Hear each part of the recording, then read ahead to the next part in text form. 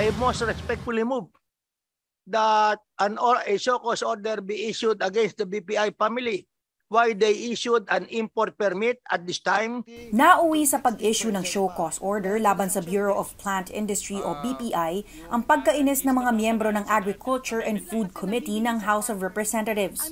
Sa pagdinig patungkol sa pagtaas ng presyo ng sibuyas, kinwestiyon ng mga mambabatas ang ahensya sa pag-aproba sa pag-angkat ng produkto kung may sapat na supply mula sa local farmers. Sabi ng BPI, pinakiusapan na nila ang importers na ipagpaliban ng pagpasok ng stocks para maunang mabenta ng mga magsasaka ang kanilang ani na nasa mga cold storage facility. Humingi ng tulong ang ilang grupo ng magsasaka sa Agriculture Department na maibenta ang di umano'y umaabot sa 3 milyong sako ng sibuyas na nasa storage.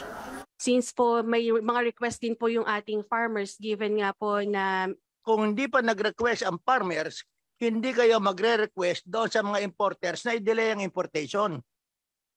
Tama o hindi? tama po sir. Oh, and that shows your incompetence. Ang ilang mambabatas nagtataka kung bakit hirap ang BPI sa pagtataya kung kailan dapat kailangang mag-import ng sibuyas nang hindi naaargabyado ang local harvest.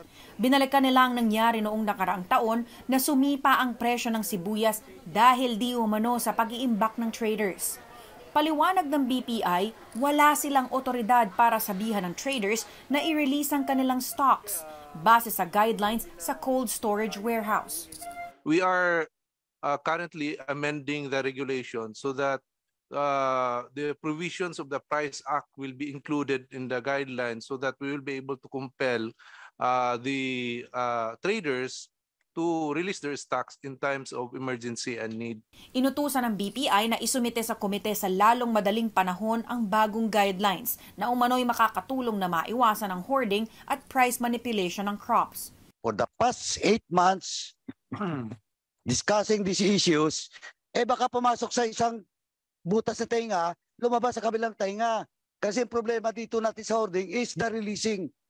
Siniguro naman ng BPI na regular silang nagmo-monitor sa mga cold storage facility, pero hindi kumbinsido ang ilang mambabatas. Napaka-useless nitong BPI na ito. Huwag na nga bigyan ng budget ito.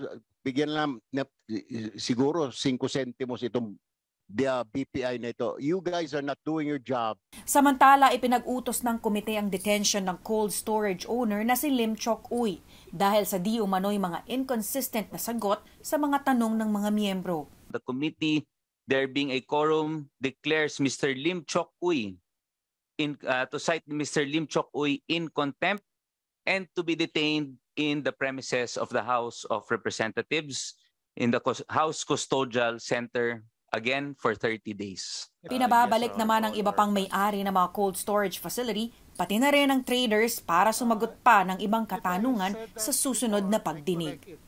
AC Nichols, CNN Philippines.